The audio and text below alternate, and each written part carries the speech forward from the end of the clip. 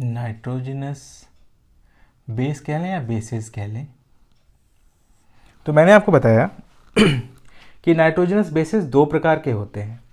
कौन कौन से? तो पहला one is called as pyrimidine base, या पहले ones are called as pyrimidine bases, और दूसरे कहलाते हैं प्यूरीन बेसिस। ये सारे नाइट्रोजनस बेसिस इसलिए हम कहते हैं क्योंकि ये कंटेन करते हैं नाइट्रोजन को, इनके अंदर नाइट्रोजन पाया जाता है, इसीलिए इन्हें हम नाइट्रोजनस बेसिस कहते हैं। जो pyrimidine बेसिस हैं ये तीन प्रकार के होते हैं, साइटोसिन, थाइमिन और यूरेसिल। जो प्यूरीन बेसिस हैं ये दो प्रकार के होते हैं, एडेनिन एंड गुआनिन। ठीक है, पहले हम बात करते हैं, इससे पहले मैं शुरू करूं एक बात आपको बतानी आवश्यक है। देखिए, इनमें से डीएनए और आरएनए में दोनों ही इनसे बने होते हैं।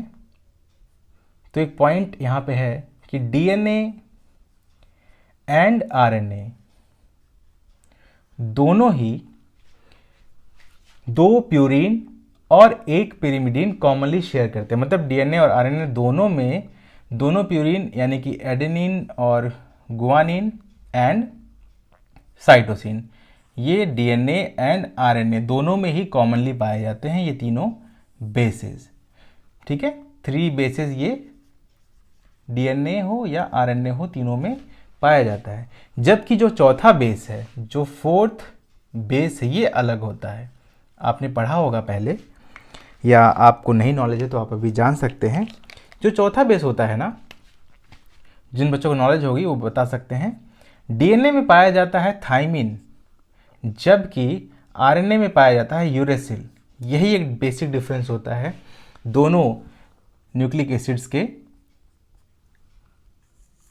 नाइट्रोजनस बेस में। मतलब क्या, आप इस तरह समझ सकते हैं कि डीएनए और आरएनए दोनों ही दो प्यूरीन और एक pyrimidine कॉमनली शेयर करते हैं। मतलब दोनों में पाया जाता है। कौन कौन सा? एडेनिन, गुआनिन और साइटोसिन, ये डीएनए और आरएनए दोनों में पाए जाते हैं, 3 बेसिस। जबकि जो 4th बेस है वो अलग होता है। डीएनए में थाइमिन पाया जाता है और आरएनए में यूरेसिल पाया जाता है। ये कैसे होता है आगे मैं बताऊंगा आपको। ठीक है, अगर इसको लिखना चाहें तो लिख लें, लिख लीजिए। डीएनए एंड आरएनए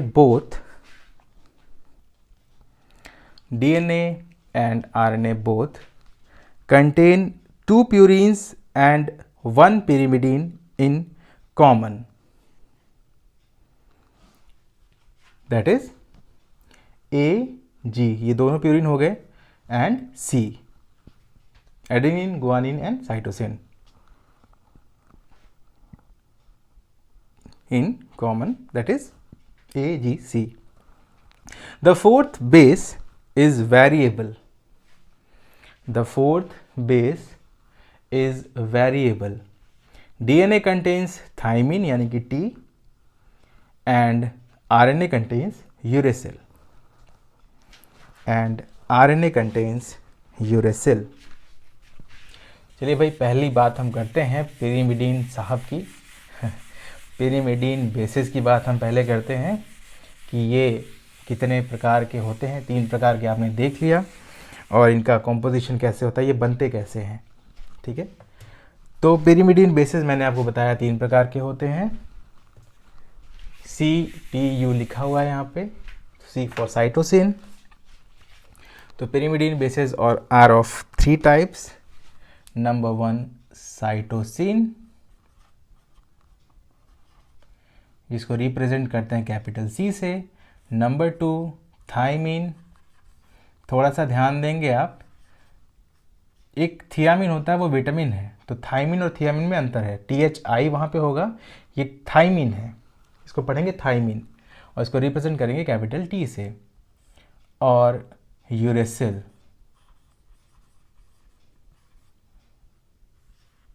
ठीक है। तो ये तीनों कैसे बेसिस हो गए, ये तीनों कहलाते हैं pyrimidine बेसिस। अब इनका स्ट्रक्चर हम जानते हैं, स्ट्रक्चर जानने की कोशिश करेंगे, स्ट्रक्चर समझने की कोशिश करेंगे कि इनका स्ट्रक्चर कैसे फॉर्म होता है।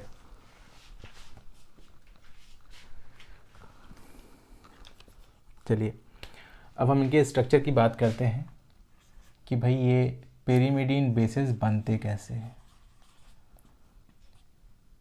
तो देखिए बहुत सी सिंपल सी बात है, हालांकि बायोसिंथेसिस इनकी होती है, वो मैं आगे बताऊंगा पूरा पाथवे।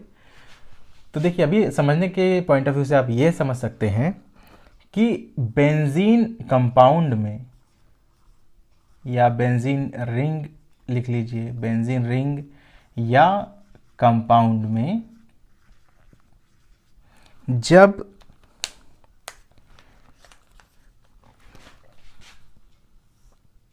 कार्बन नंबर 1 को C1 में लिख रहा हूं, कार्बन नंबर 1 समझ लीजिएगा, और carbon number 1 and carbon number 3 पर रिप्लेसमेंट हो जाए बाय नाइट्रोजन, मतलब कार्बन नंबर 1 और कार्बन नंबर 3 दोनों ही नाइट्रोजन के द्वारा रिप्लेस हो जाएं, तब बनता है बेंजीन कंपाउंड। ठीक है, जब बेंजीन में कार्बन नंबर 1 और कार्बन नंबर 3 दोनों ही नाइट्रोजन के द्वारा रिप्लेस किए जाए, मतलब दोनों प्लेसेस पे नाइट्रोजन आ जाएगा, तब बनता है पिरिमिडीन कंपाउंड।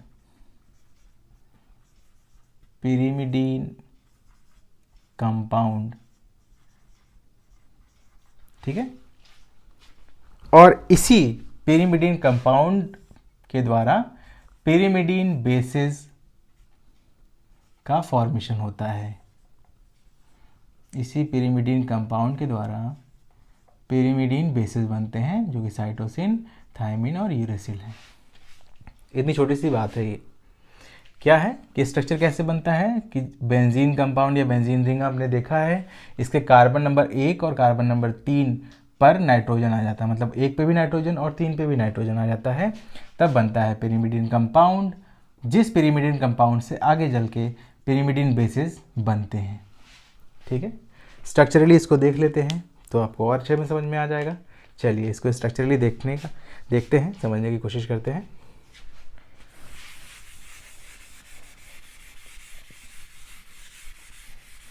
हम पिरिमिडीन बेसिस की बात कर रहे हैं, तो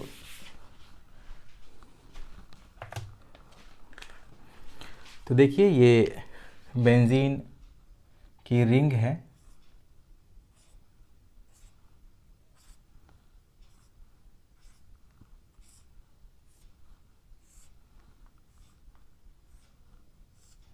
मान लें carbon number 1, carbon number 2, numbering ज़रूर कीजिएगा।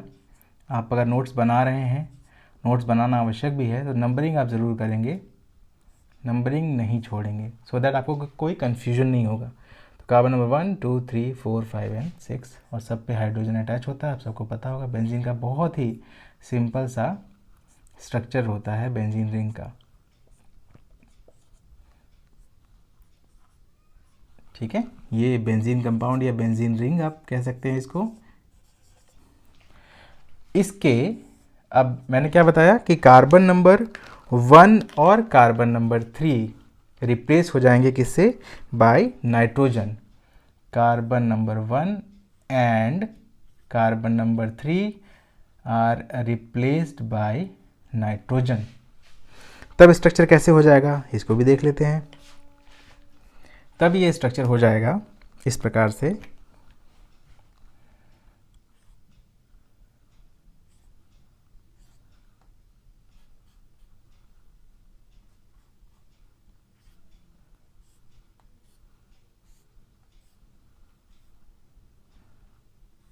नंबर 1 पे नाइट्रोजन, नंबर 2 पे कार्बन, नंबर 3 पे नाइट्रोजन, 4 पे कार्बन, 5 पे कार्बन और 6 पे कार्बन, ये डबल बॉन्ड्स।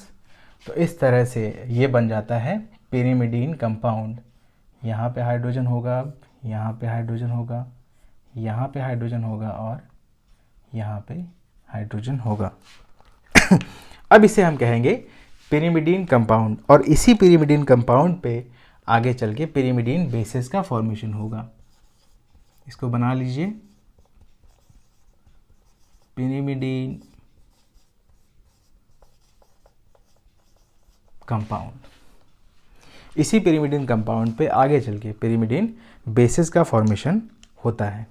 ठीक है, अब चलिए पहला पिरिमिडिन बेस वो बनाते हैं। मैं इसी के ऊपर बना दूंगा, आप चाहें तो अलग अलग स्ट्रक्चर आपको ड्रॉ करना पड़ेगा अलग अलग। ठीक है,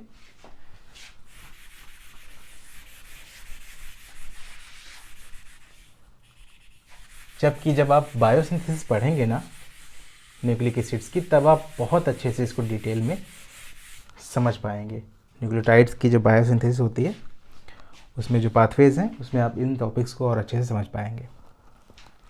ठीक है, चलिए पहले हम बात करते हैं साइटोसिन की। जो पहला नाइट्रोजनस बेस है पिरिमिडिन बेसिस का, दैट इज साइटोसिन।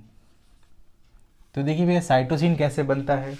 होता क्या है कि जब कार्बन नंबर 2 पे ऑक्सीजन आ जाए और कार्बन नंबर 6 पे NH2 यानी कि अमीनो ग्रुप आ जाए, तब ये स्ट्रक्चर बन जाएगा साइटोसिन। अब ये हमारे पास है पिरिमिडिन कंपाउंड। अब इस पिरिमिडिन कंपाउंड पे ही मैं बना देता हूँ। ठीक है, मैंने क्या कहा, कार्बन नंबर 2 पे यानी कि इस वाले कार्बन पे आ जाएगा ऑक्सीजन। तो जब ऑक्सीजन आएगा तो डबल बॉन्ड यहाँ लगेंगे और ये बॉन्ड ब्रेक हो जाएगा। ठीक है, और यहाँ पे एक हाइड्रोजन भाई साहब अटैच हो जाएंगे या आ जाएंगे। ठीक है, और क्या है, कार्बन नंबर 6 पे आ जाएगा NH2। अब ये जो स्ट्रक्चर है ये बन जाता है साइटोसिन का। अब ये पिरिमिडिन कंपाउंड नहीं रहा, अब ध्यान दें, ये बन जाएगा साइटोसिन। तो ये स्ट्रक्चर होगा साइटोसिन का।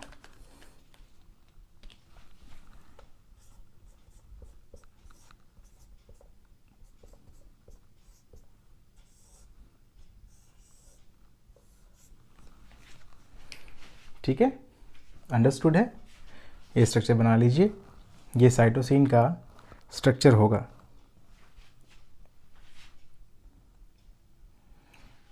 अब देखते हैं जो दूसरा पिरिमिडिन बेस है, इसको भी मैं मिटा ही देता हूँ।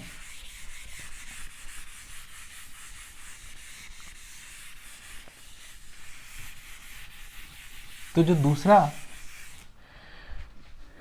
पिरिमिडिन बेस है वो आपने लिखा था थाइमीन।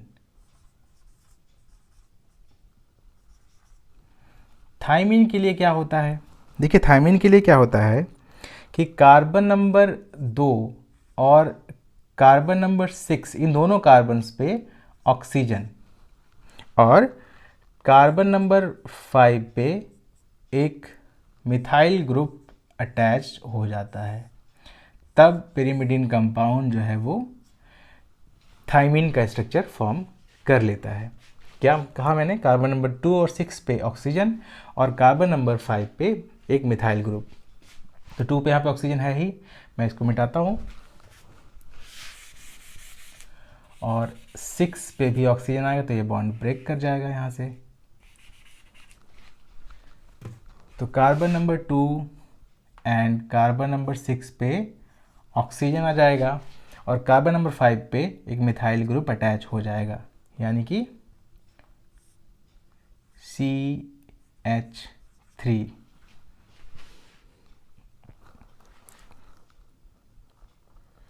ठीक है, और यहाँ पे एक हाइड्रोजन। इस ओरिएंटेशन में ध्यान देंगे आप। ये स्ट्रक्चर हो जाएगा थाइमीन का। जो दूसरा पिरिमिडिन बेस है दैट इज थाइमीन। ये स्ट्रक्चर होगा थाइमीन का। ये स्ट्रक्चर आप बना लीजिए।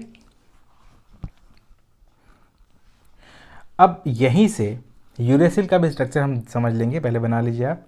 यूरेसिल के स्ट्रक्चर में आपने कुछ भी नहीं करना है। यूरेसिल में क्या है, जो तीसरा पिरिमिडिन बेस है दैट इज यूरेसिल।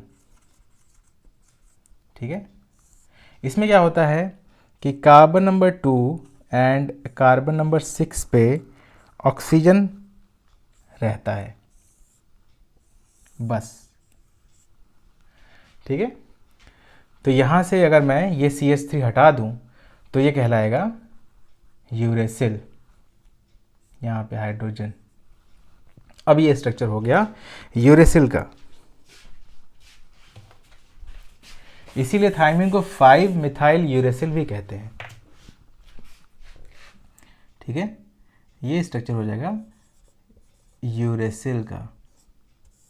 तो ये तीसरा पिरिमिडीन बेस हो गया। बना लीजिए इसको।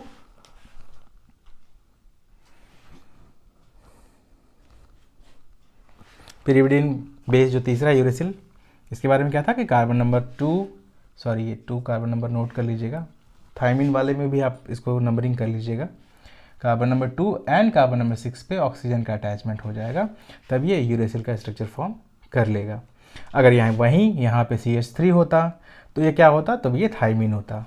मैंने आपको बताया इसी कारण से थायमिन को 5 मिथाइल यूरेसिल भी कहा जाता है। ठीक है, तो ये बात हो गई पिरिमिडीन बेसिस के बारे में। अगला जो बेसिस का ग्रुप है या दूसरा जो टाइप है बेसिस का, वो है प्यूरीन बेसिस।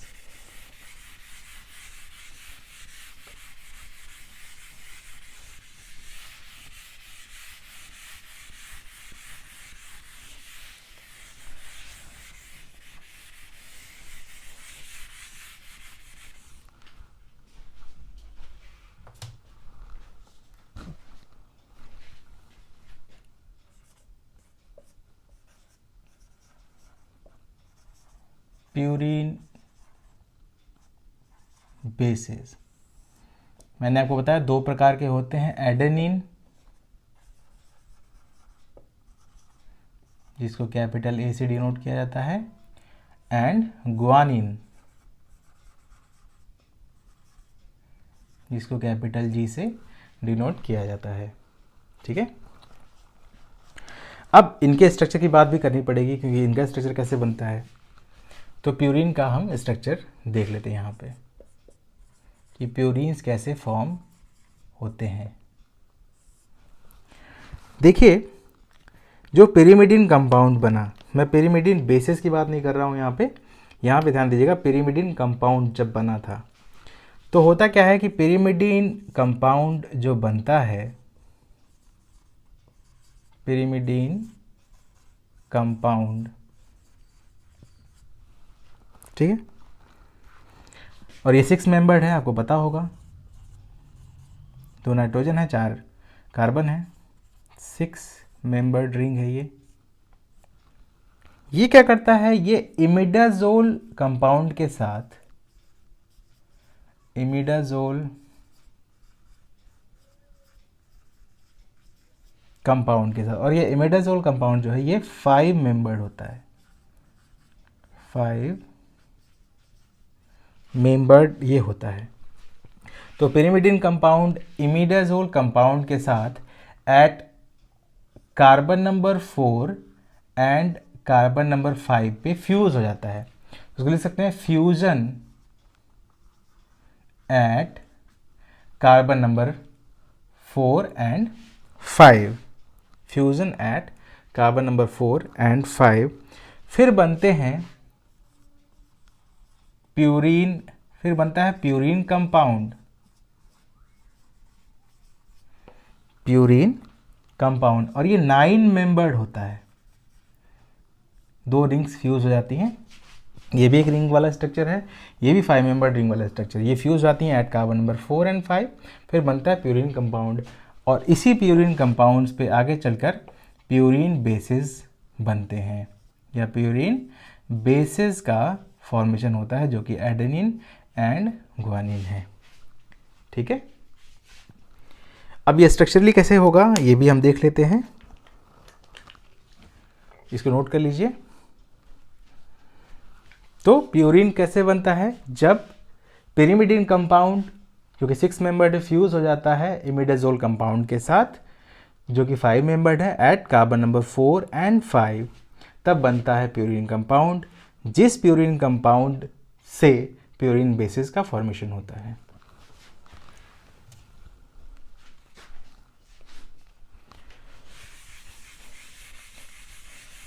आशा करता हूँ ये टॉपिक आपको समझ में आ रहा होगा। इन केस किसी भी स्टेज पे आपको कोई भी कन्फ्यूजन क्रिएट हो रहा हो तो आप प्लीज़ कमेंट बॉक्स में अपने व्यूज़ या अपना कन्फ्यूजन शेयर ज़रूर कीजिएगा, ठीक है।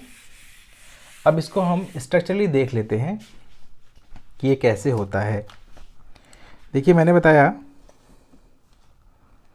कि 6 मेंबर्ड पिरिमिडीन कंपाउंड है या पिरिमिडीन रिंग है। तो हम पहले पिरिमिडीन को ड्रॉ कर लेते हैं।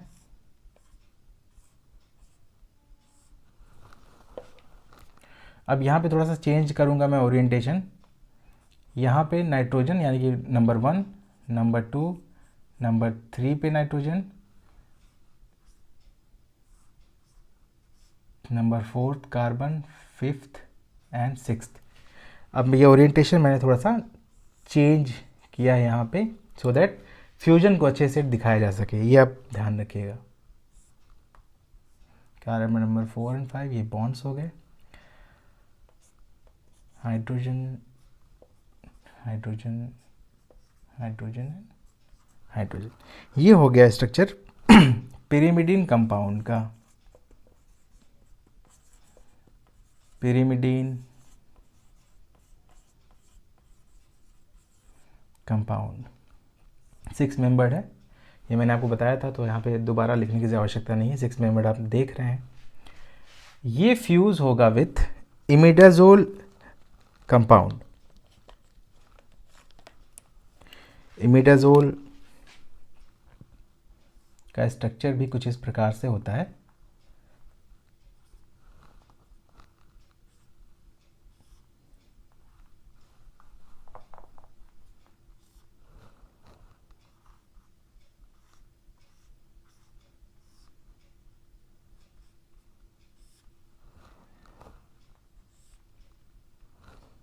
नंबरिंग इसकी इस प्रकार से होती है। नाइट्रोजन यहाँ number 1, 2, number 3, number 4 and number 5। तो ये हो गया इमिडाजोल कंपाउंड। इमिडाजोल कंपाउंड देखिए बहुत ट्रिकी है, बहुत आसान है इसको समझना और याद करना। आपको याद करना पड़ेगा कि किस नंबर के कार्बन पे कौन सा फ्यूजन हो रहा है, किस नंबर के कार्बन पे क्या है, तो आपको चीज़ें और अच्छे से याद हो जाएंगी। और ये 5 मेंबर है, number 1, number 2, number 3, number 4 and number 5। अब क्या होगा, फ्यूजन हो जाएगा। किस पोजीशन पे होगा बताइए? अरे आप गलत बोल रहे हो, 4 और 5 पे होगा। मैंने क्या बताया अभी, गलत मत बोलो ना। फ्यूजन एट कार्बन नंबर 4, ये देखो ये दोनों कार्बन है ना, पिरिमिडीन कंपाउंड का भी कार्बन और इमिडाजोल कंपाउंड का भी। देखो 4th और 5th ये एक सामने आ रहे हैं। तो fusion at carbon number 4 and carbon number 5। अब बनाते हैं दोनों को फ्यूज करके स्ट्रक्चर। तो फ्यूजन के उपरांत ये स्ट्रक्चर कुछ इस तरह से बनेगा। फर्स्ट पोजीशन पे नाइट्रोजन, कार्बन, नाइट्रोजन, 1, 2, 3। नंबरिंग आप ज़रूर कीजिएगा, नंबरिंग करना मत छोड़िएगा वरना आपको कन्फ्यूजन क्रिएट हो जाएगा। डबल बॉन्ड ये ठीक है।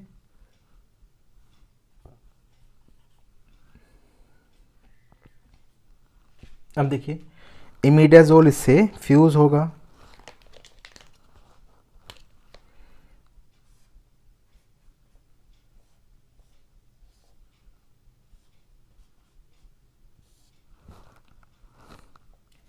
यहाँ पे हाइड्रोजन और यहाँ पे भी एक हाइड्रोजन, तो 6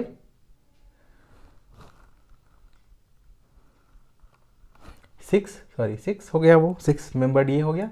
देन 7, 8 एंड 9। तो ये टोटल एक 9 मेंबर्ड स्ट्रक्चर बन जाता है और इसी को हम कहते हैं प्यूरीन कंपाउंड।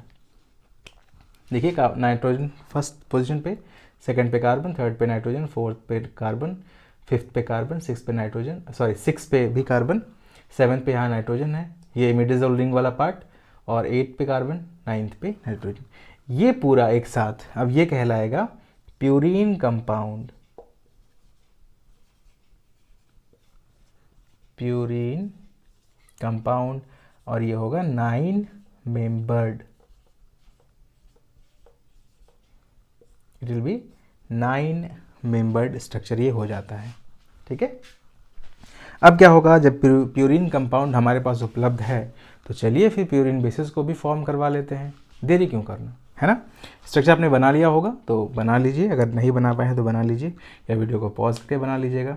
समझ में तो आ रहा है ना, उनको समझ में नहीं आ रहा है, आ रहा समझ में, चलिए ठीक है, आ रहा तो फिर कोई बात नहीं।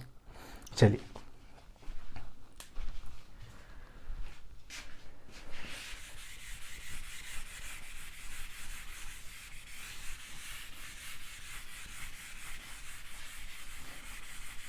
मैं इस स्ट्रक्चर को थोड़ा सा यहाँ ड्रॉ करूँगा जिससे थोड़ा सा ये बीच में आ जाए और आपको समझने में और आसानी हो। ये थोड़ा साइड में है तो शायद दिखे या ना दिखे प्रॉपरली, तो एक बार फिर से मैं प्यूरीन कंपाउंड को ड्रॉ कर रहा हूँ।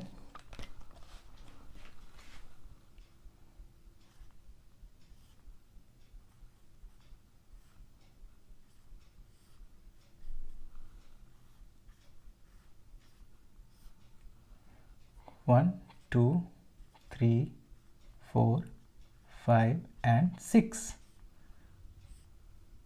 मैंने कुछ ज़्यादा तेज बोल दिया ना, क्रिकेट की याद आ गई।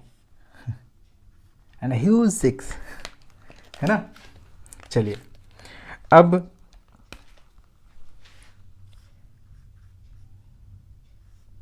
ये दूसरा इमिडाजोल वाला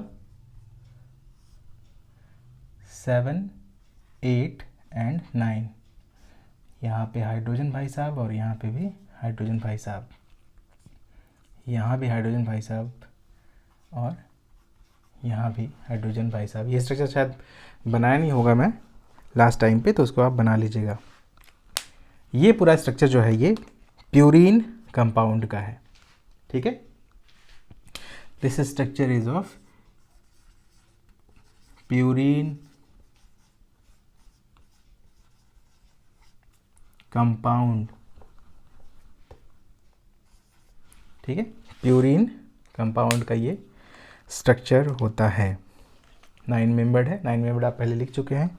तो चलिए जो पहला प्यूरीन बेस है, first purine base is adenine, उसको बनाते हैं, उसको समझ लेते हैं। तो देखिए एडेनिन के केस में क्या होगा, कुछ ज़्यादा कुछ नहीं होगा, इसके साथ कार्बन नंबर 6 पे अटैच होगा NH2 यानी कि अमीनो ग्रुप, बस एज सिंपल एज दैट। तो हमने करना क्या है, प्यूरीन कंपाउंड हमारे पास बना हुआ है, यहाँ पे हम कार्बन नंबर 6 पे अटैच कर देंगे NH2। ठीक है, ये स्ट्रक्चर इस ओरिएंटेशन में है, थोड़ा सा अपने सूटेबिलिटी के पॉइंट ऑफ व्यू से। ठीक है, अब ये जो पूरा स्ट्रक्चर है ये कहलाएगा एडेनिन का। तो ये पहला प्यूरीन बेस हमारे समक्ष उपस्थित है, दैट इज एडेनिन।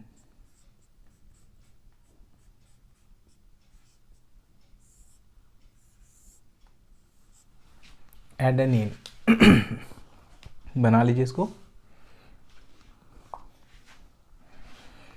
दूसरा जो प्यूरीन बेस है उसका नाम है गुआनिन। गुआनिन के केस में क्या है कि कार्बन नंबर 6 पे ऑक्सीजन होगा और कार्बन नंबर 2 पे NH2। ये याद रखेंगे आप। ठीक है, तो गुआनिन के केस में क्या होगा, कार्बन नंबर 6 पे ऑक्सीजन, तो जब 6 पे ऑक्सीजन आएगा तो ये बॉन्ड यहाँ से ब्रेक हो जाएगा और 2 पे NH2।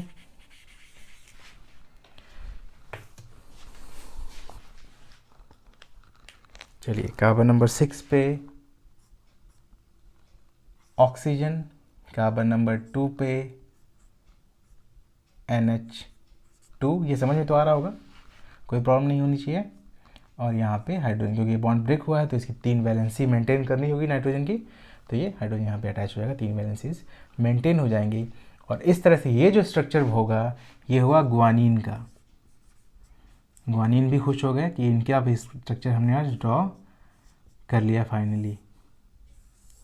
तो ये दूसरा प्यूरिन बेस हो गया, दैट इज ग्वानिन। ग्वानिन के केस में क्या होगा, कार्बन नंबर 2 पे NH2 और कार्बन नंबर 6 पे ऑक्सीजन। ठीक है, तो ये बात हो गई नाइट्रोजनस बेसिस की। 2 प्रकार के थे, पिरिमिडीन बेस और प्यूरिन बेस। उनका स्ट्रक्चर कैसे होता है, उनका फॉर्मेशन कैसे होता है, वो आपने देखा। अब